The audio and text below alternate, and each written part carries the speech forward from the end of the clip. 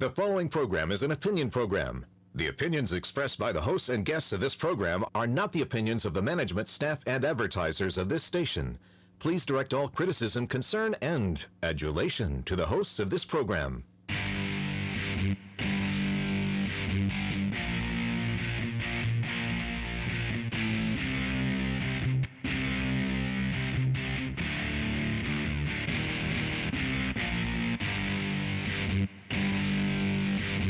Welcome to Alabama Politics This Week. I am Dale Jackson. I'm a radio talk shows. You can hear my shows all over the state of Alabama from 5 to 9 a.m. on WVNN in Huntsville, from 10 until 11 on Talk 99.5 in Birmingham and News Radio 1440 in Montgomery, and then again from 3 until 4 on the UMP in Huntsville as well. With me, as always, Mecca Music.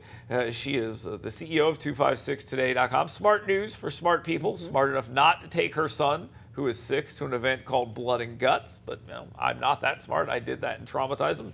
That's how my week's gone so far. But it's been an interesting week in politics as well, and we'll get into all of that here in just a bit. Christopher Reed will be with us. He's a talk show host in Huntsville as well. We'll talk to him about all the things going on. And then I've got a parting shot for you as well. But right now, let's go ahead and get to the 2-minute warning. All right, Mecca, let's talk a little bit about this because this is very awkward. About a month ago, we were told that Joe Biden's awesome. Things are going fine. And then there was a debate. Things weren't so awesome and things weren't going fine, but it was going to be okay. Then it wasn't okay at all and something had to be done. Well, while all of that was happening, one of the concerns was that Kamala Harris was not a very good candidate. But luckily, as soon as they decided that Joe Biden was out and Kamala Harris was in, she became a great candidate. That's just the way it is. Everyone's supposed to be absolutely amazed at what an amazing candidate she is. Yes. How likable she is, how accomplished she is, although they don't get to any of her actual accomplishments, but they tell us she is super accomplished, and we're all supposed to be very, very impressed. Okay. Now, this election is going to be close, but this Yes. is weird, right? Okay, you're not wrong, because that was one of the reasons Biden was going to stay in the race, was because it was believed that Kamala Harris, would not make a great showing. Right. However, you're right. Now it seems that, and the reasoning to Biden stepping down apparently has been said, it was, so they could take the House. The Democrats believe they can take the House and perhaps minimize damage in the Senate with her on the ticket versus Biden. Yeah, that's some wishful thinking there. We'll see whether it works right. out. I don't understand the logic. I don't know exactly what's changed. I do know this. As this whole conversation is taking place, she's in a honeymoon phase. The borders are was never the borders are. Forget about that. That never happened. I don't think people are going to buy that. I really don't. Nobody buys it. It's absolutely insane. It is literally. You're like, oh, that's gaslighting. No. That's lying. Okay. Well, and there's numerous Democrats who have been critical. Oh, yeah, it's completely insane. Not just Biden, but Harris. She also, we're told that when she was running for 2020, she said, "I'm the most liberal senator," and now all of a sudden she's not. And it's like, wait a minute, what are we doing here? But there is an attempt to kind of retcon some of her origin story, and I wish them the best of luck. The internet is forever. Okay, but agree with me on this. I would say this is more energizing for Democrats. I mean, donations have proven that. Yes, it absolutely is more energizing for Democrats because they have a candidate who is actually alive. That is something. And by the way, all the money, like, oh, you raised $200 billion. They transferred money over. That's part of it as well. It is. So, but again, it's amazing for them. This is a total change of the race. I think the outcome is still the same, but this is both awkward and it's going to be very amazing as well. All right, moving on. Vice President Nick Saban. No, that would be rather awkward as well. But apparently, in the betting odds, people are mentioning him. They also wanted him to run for Senate. They wanted him to run for governor. Hell, they'd probably take him for president right now, too. That doesn't make much sense. Who does make sense? Well, I believe that Josh Shapiro of Pennsylvania is the guy. A Rust Belt guy, a guy who can win in those areas, a guy who understands exactly what it's like to go in there and say, okay, this is a swing state. I'm going to push for vouchers, and then I'm going to make my side very mad. Then, okay, fine, we're done with vouchers. So he's kind of played that little game here, but he's done it very well. On CNN, though, John King said so matter-of-factly, it kind of shocked me, actually. He said that he has a problem. That problem? is that he's Jewish. And I think that is amazing that he said it so matter-of-factly. And John King isn't one of these people where he's saying it any way other than the fact he's married to Dana Bash. They raised one of their children as Jewish. He's not saying anything bad about that. But his calculus is the Democrat base will have a problem with that. And I think that is just interesting. So who's left? I still think it's him. I still think it's him. It's a smart play. I think it's the smartest move they could do. You know, he's got a major presence in the blue wall, you know, which Trump carried in 2016. That is the smartest play. As far as him being Jewish, I don't think that I don't think it'll make as big of an impact for some people. I just don't. Look, the Democratic base right now is very upset about what's happening in the Middle East, and they are. You saw it yesterday. I know. Or you saw it earlier this week in D.C. burning American flags, doing all this other kind of stuff. And now you take someone who is part of that religion and says, put that guy up as the VP. Well, how are they going to translate that into policy down the line? It's very, very, I think, fraught with a lot of dangers of doing that. But he's the right candidate. Right. I mean, in the real world with most people, that solves a lot of this. Yeah, and I'm thinking more real world people. There's going to be vocal. Too many online people. Exactly. Yeah. There's going to be those people as well who are very loud and making a lot of noise, but it doesn't change the fact that he would be. He's the right choice. He's the right choice. Yeah. There isn't anyone better than him for this pick. All right, moving on. Let's talk a little bit about ALO2. Does this energize people in the great state of Alabama? This being, of course, Kamala Harris, the greatest candidate that has ever lived and ever been and will ever be. Will this energize people in the District 2 race for Shamari Figures, the Democrat drawing in that newly drawn gerrymandered district there? I think the answer to that is yes. I think that with the demographics that they need to turn out in that race, African Americans, this is actually a really good play. It will bring more people out to be excited about that. I think that's obviously clear here. The question is, does it overcome the excitement of the rural whites in that area for Donald Trump? I don't know if that's the answer. Caroline Dobson's going to have to do something here, which they're doing. They're spending money. They're getting out there. They're everywhere. They're spending money, but the National Republican Party has yet to put money into it. Whereas internal polls are showing she has a 3-point lead already in the standing. Yeah. As far as the Harris question, yes, I think that absolutely benefits Figures. But will it be enough for those voters you just mentioned, that runaway Trump win that he is no doubt going to have in Alabama? Well, yeah, in Alabama, yes. So that newly drawn district is set up specifically, even though Kay Ivey won it. And Katie Britt was close, even though they literally did nothing there. And I'm not, and I don't mean that negatively. I'm just saying there was no reason to. I mean, there's just not. That's not where her base is, and you didn't have contested races there, so there was nothing going on. So that's kind of a false test, I think. But numbers are numbers, and that seat is winnable at this point. Kamala Harris will energize groups to show up that they need to show up. I don't know if it's going to be enough. And again, if this campaign flames out, then they're in big trouble. Figures is in big trouble. But this has to help him. It has to help him at this point. But like you said, let's see how it goes moving forward. Yeah. I mean, we've still got a ways to go. Does the honeymoon for Harris end? I mean, that's really the question. But all I know is I've been told the last couple of days she's the greatest human being that's ever lived in the history of ever. And we are in all of her awesomeness and in the honor that she's gracing us with her presence and could lead us one day into the future. All right, moving on. Let's talk a little bit about prison reform because, I made it up there one day, so I'm worried about it. Prison reform is totally serious, and we're going to see something done with it. Yeah, that's right. We're totally going to see. I hope you just clip that out. All right, so we're totally going to see, Mecca. Yes. A conversation about prison reform because I'll tell you something. No, we're not. I've only been living in Alabama for about 18 years. Yeah. And for 18 of those 18 years, I've been told the federal government's coming. Yes. And they're going to take over those prisons. And they're going to make sure that those prisons are better. And everything's going to be fantastic. And if only the federal government would just pull the trigger, everything's going to be great. They're going to put Kamala Harris in charge. And the prisons no one's ever going to go to jail again. And it's going to be the most amazing ever. But here's what I also know that happens. Yeah. Nobody cares. No, that's not true. It is true. Listen. Hold on. Let me tell you why. Let me just say this. Let me tell you why I think nobody cares.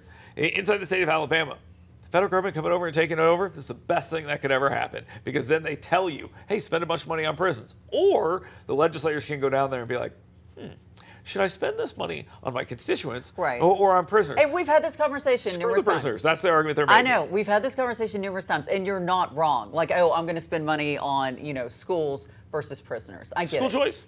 It's Or a not- guy who stabbed his mom. Okay. I know it's not a popular opinion, but you have to agree that something will eventually be done. What it is, we don't know. And like you said, it has been a long time that these have been issues. But Couple let's not negate the fact that there are serious issues in Alabama prisons that need to be addressed. I've heard it described as, it's like higher education for criminals. You can go in as a low-level criminal, but guess what? You come out and you've got all these new skills, you've got all these new things, and the same for drug offenders.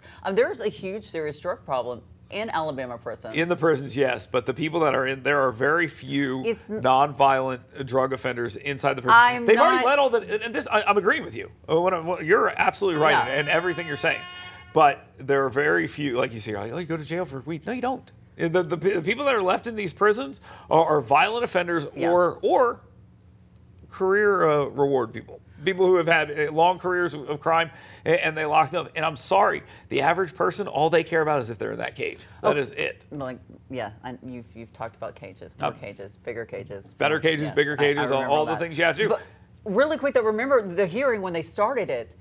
The first line was, "Listen, not much is going to happen from this." I mean, or something along those lines. Like, listen, the federal government's coming. Look, and the part that I love about that is, as I said, I've been here for 18 years. I think there's been 3 presidents in that time. Yeah. So you can't say, like, well, this administration is going to get in and do something about it, because the hell they are. There is a push for more rehabilitation programs. I know we're out of time on this topic, but there is a push, and I think there's a lot of bipartisan support. So that might be a route that the legislature could look at going forward. Okay. They can come out of their cages for rehabilitation, and they can go back into their cages. And that's basically what's going to happen. All right. Thank you very much for being here. Christopher Reed will be with us next. We'll talk with him about some of these issues and other issues. Stay tuned. It's Alabama Politics This Week.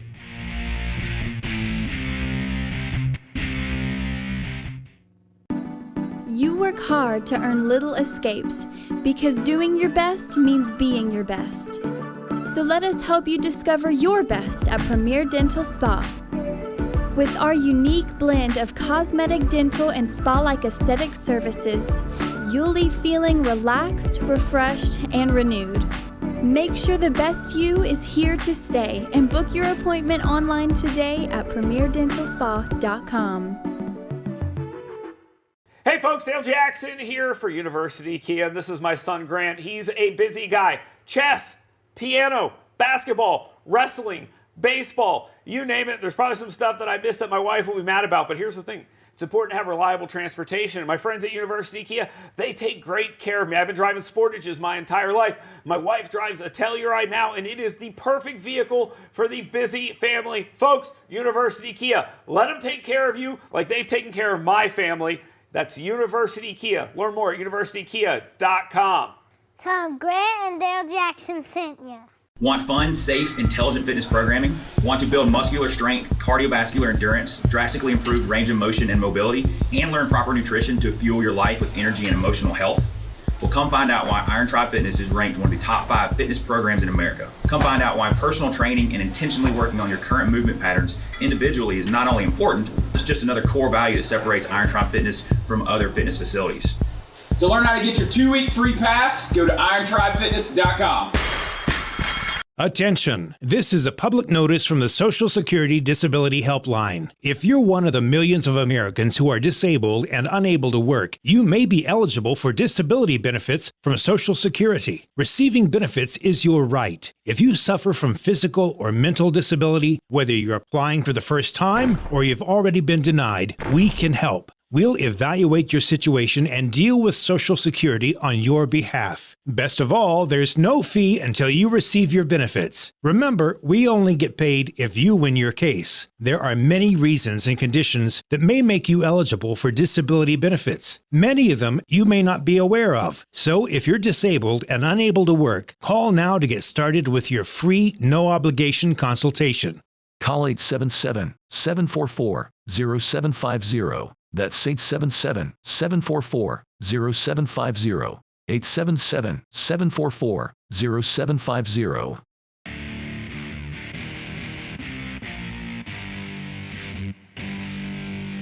Well, welcome back to Alabama Politics This Week. I am Dale Jackson. With me, as always, Mecca Music. And our guest this week is a talk radio host at WUMP in Huntsville, Christopher Reed. You know, it's funny. We went through the first couple of segments here, and one thing that did not come up is the attempted assassination of Donald Trump. We didn't even talk about it. It's been like a week, and we didn't even talk about it. And the Secret Service director has resigned. I mean, a whole bunch of stuff has happened, and it just hasn't been discussed. It's been moved so far off the front page. Let's bring Christopher Reed on real quick. Christopher, let's talk about this for just a second. The investigation into this has found that there was a ton of failures. That's what it looks like. Nothing nefarious or anything like that. But the failures, the decision making was bad. The Secret Service agent or the Secret Service director resigned. Is that the end of this story largely? They got their scalp and then we move on?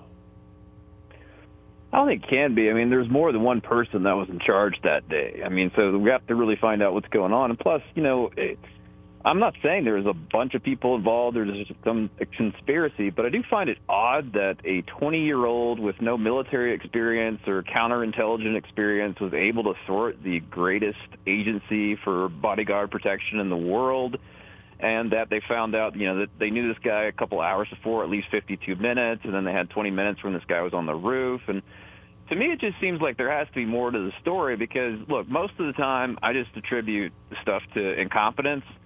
But to me, it just seems weird. You're telling me this 20-year-old kind of nerdy kid who couldn't hit the backside of a barn because he didn't make his shooting team in high school somehow was able to thwart all these things and get 140 yards away from a presidential candidate.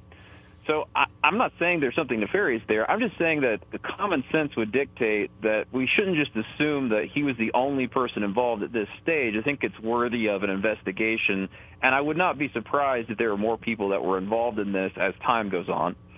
Well, Chris, to that end, I know a lot of congressional leaders, Dale Strong included, many others from Alabama as well, have spoken out that, you know, they are going to see this investigation go forward. Do you think that we'll get the answers that, you know, you're seeking and others are seeking?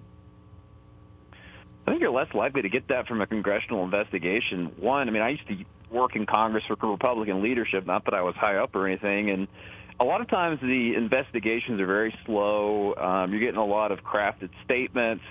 It's more done for the cameras. You really would need something like an independent investigation. Maybe if you had Republican Senate, Republican House, you could have something like the Bipartisan Commission on 9/11. Now, that was a lot more thorough, had a lot more power. Just a House investigation where you got, you know, half Democrats, almost half Republicans. It'll take a lot longer than before, you know, November. I just think it needs to be done by federal agencies, but the problem is we don't have trust in our institutions.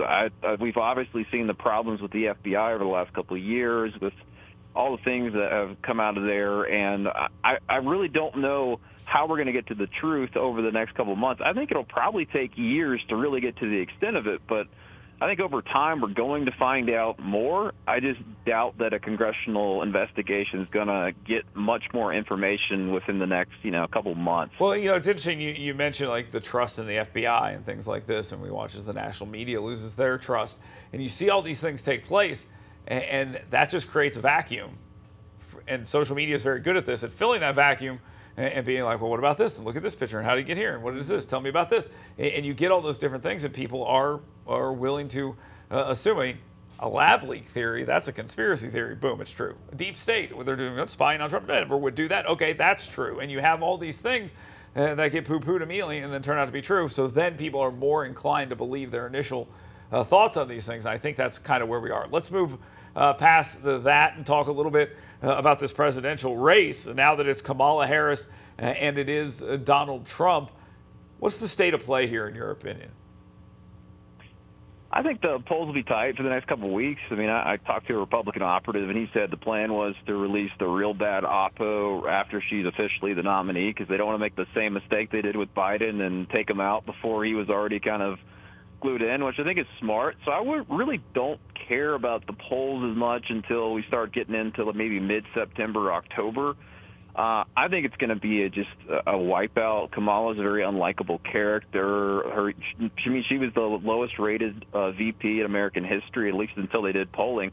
her polling's lower than Dick Cheney's was after he shot someone in the face. I mean, that's pretty bad. So I think Republicans are going to do good, and there's a reason why some Democrats aren't as interested in being VP, because in their minds they're thinking, well, Trump's a one-term president. I could just run in 2028, and then I don't have an embarrassing defeat, and I can just get behind Kamala, knowing she's going to lose. And like you said, maybe this is more about the down ticket races.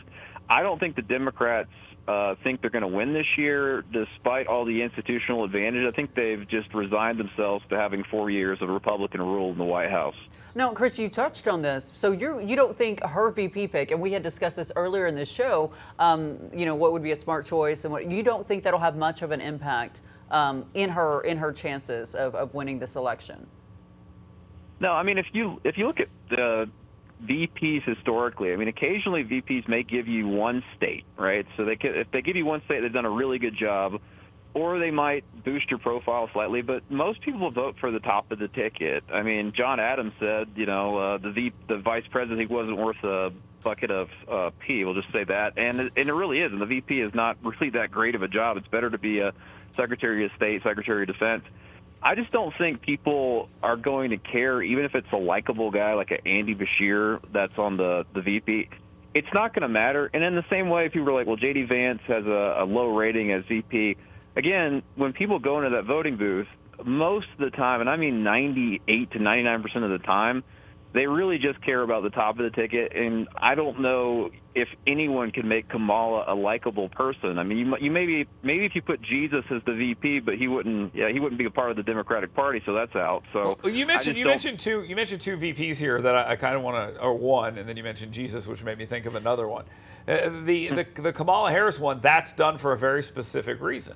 It is done because Joe Biden was like, I'm an old crusty white guy. You got any black women who are qualified to be VP? And he said that. This isn't me saying it. He made it very clear he believed that was his premise, and then he would work from there. And you mentioned Jesus. Mike Pence, perfect example of a vice president that means a lot because it shores up your base. That was the thought with Trump, was that he couldn't be trusted to follow through on those conservative principles. Boom, he brings on Mike Pence, who at least the establishment trusted and believed in at the time. And you had that. You can also have like a Sarah Palin pick, and you can even go back to Joe Biden himself. What was he? He was literally picked because he was the crusty old white guy. Right. That was the reason. So you got to find something that kind of counterbalances the appeal of your ticket. And since Kamala Harris has none, you can almost pick anyone. Who do you think is a better VP candidate? Is it Josh Shapiro out of Pennsylvania, or is it Mark Kelly out of Arizona, the senator from Arizona? I think Shapiro would be an ideal candidate. One reason is that Democrats are really not doing as well as they normally do among Jewish Americans. Well, that's for obvious reasons. I mean, you can look outside of D.C. and figure out why that is. So that might help secure some of the voters they lost. He's a very confident young governor. He's got crossover appeal. But the Democrats are not going to pick him because, like John King said, he's Jewish, and apparently that is a bad thing in Democratic circles. So I think he's out. So you could say Mark Kelly, just because of his, I guess, military background. That might be a good pick. He's not really a charismatic guy. Have you ever heard Mark Kelly give a speech? It's not impressive. But he's an astronaut. Like that's what I say. That impresses Yeah. me. Yeah. I don't know what else y'all need. He's an astronaut, y'all. Yeah. But let me ask you. Since Dale interrupted you, I'm just going to jump on that as well. Delve into a little bit more. And Dale and I had talked about this a little bit before. I didn't think it was as big of a huge factor as Dale did. Shapiro being Jewish. Why is that going to be such a problem? Use it as him with the VP pick. Well, I mean, they did a poll of, I think, American Muslims. 57% of them were in favor or supportive of October 7th. And then if you look at Michigan, that's a big swing state. Mm-hmm. It's a very anti-Semitic, anti-Israel place, and they really need Michigan. So if they got Pennsylvania and lost Michigan, that would still lose them the race from political numbers. And if you look at young Democrats, as far as 18 to 45, I think the majority of them, the last poll I saw, said they don't think that Israel has the right to exist as a nation. Now, the older Democrats do believe that, so the older ones are just kind of a different breed there. So it really is. It's crazy. I don't understand that. I wouldn't have any problem as a Republican if we had a Jewish vice president or Jewish candidate. But for the Democrats, there's a root of anti-Semitism that has been exposed over the last couple years, especially the last year. And I really think that they believe it'll hurt them with young voters and it'll hurt them with Michigan. And Democrats, they think strategically, and so they'll throw the Jewish voters under the bus in order to get the young voters and the Muslim voters in Michigan. I think it's interesting because like that wound that you talk about is open and it's being picked constantly. I mean, it is just constantly the scabbing over, then they pick it, then scabbing over, pick it, and that's happening because this situation that's taking place in Israel is still ongoing. Nancy Pelosi responded to Benjamin Netanyahu's speech by saying, how come he doesn't bring the hostages home? Like, it's his decision. It just doesn't make any sense at all to kind of to go down that path. But that seems to be where we are. And I think we're all sort of in agreement on what the problem is there. And it's their problem that they're having. And that's what happens. You kind of fester this kind of stuff. And you'll end up there. Christopher Reed, thank you very much. We appreciate you taking the time to join us, and we'll definitely get you back on the program here soon. Mecca Music is leaving, so everything will get much better, I promise you that. And I've got a parting shot for you about how Tommy Tuberville is actually right about a lot of stuff, and everyone acts like he's never right. He got a lot of things right. Stay tuned. It's Alabama Politics This Week. Want fun, safe, intelligent fitness programming? Want to build muscular strength, cardiovascular endurance, drastically improved range of motion and mobility, and learn proper nutrition to fuel your life with energy and emotional health? Well, come find out why Iron Tribe Fitness is ranked one of the top 5 fitness programs in America. Come find out why personal training and intentionally working on your current movement patterns individually is not only important, it's just another core value that separates Iron Tribe Fitness from other fitness facilities. To learn how to get your 2-week free pass, go to irontribefitness.com. Hey folks, Dale Jackson here for University Kia. This is my son Grant. He's a busy guy. Chess, piano, basketball, wrestling, baseball, you name it. There's probably some stuff that I missed that my wife will be mad about, but here's the thing. It's important to have reliable transportation. And my friends at University Kia, they take great care of me. I've been driving Sportages my entire life. My wife drives a Telluride now, and it is the perfect vehicle for the busy family. Folks, University Kia, let them take care of you like they've taken care of my family. That's University Kia. Learn more at universitykia.com. Tom Grant and Dale Jackson sent you. You work hard to earn little escapes because doing your best means being your best. So let us help you discover your best at Premier Dental Spa. With our unique blend of cosmetic, dental, and spa-like aesthetic services, you'll leave feeling relaxed, refreshed, and renewed. Make sure the best you is here to stay and book your appointment online today at premierdentalspa.com. What if you could make a free phone call and reduce your car payment by as much as $83 a month? Right now, you could be paying as high as 20% interest. Your new interest rate could be reduced to as low as 2.48%. You can refinance any existing car loan or leased car and save money every month. Take 5 minutes of your time right now. Make this free phone call and learn how to save hundreds of dollars a year by refinancing your existing car loan.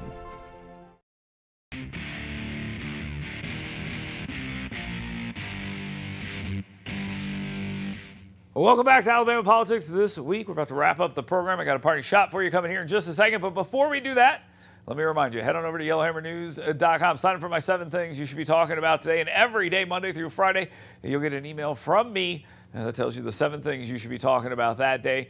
It's a very easy way to get your day started. Go to yellowhammernews.com. You can also see this show and videos and a bunch of other stuff we put together there as well. It's a great website, yellowhammernews.com. All right, let's go ahead and get to it. Let's get to the party shot. My party shot this week is directed at all the people that think, man, Tommy Tuberville, he's crazy. He's saying all sorts of crazy stuff. And we noticed something here recently. He's been absolutely right about everything. He said months ago Biden would never make it to November. He also said that the debate was being set up in order to show Joe Biden can't do the job anymore, and that would lead to him being gone and Kamala Harris being put in. Now he's saying Kamala Harris gets destroyed in the general election. Now, I'm not saying he's right here. I'm not saying he's going to get it right, but his record on some of this stuff has actually been pretty good here recently. And him talking about this kind of stuff, they said something that I think people need to pay attention to. He said it on my radio show. I haven't really seen that much about it. He said that there's a bird flu coming. And there's going to be a lot of talk about another pandemic and things like that. And they're going to see some changes maybe in the voting systems. If you extrapolate that out from the COVID-19 thing, you have a lot of people worrying about a lot of different things. It's an interesting angle. He's saying it. I wonder what they're talking about there with the CDC and all these other places. So pay attention to that part of the story, because Tuberville's been pretty good on these things here recently. Thank you very much for being here. Thank you very much for joining us every single week all over the state of Alabama. It's Alabama Politics This Week, and we'll see you next week.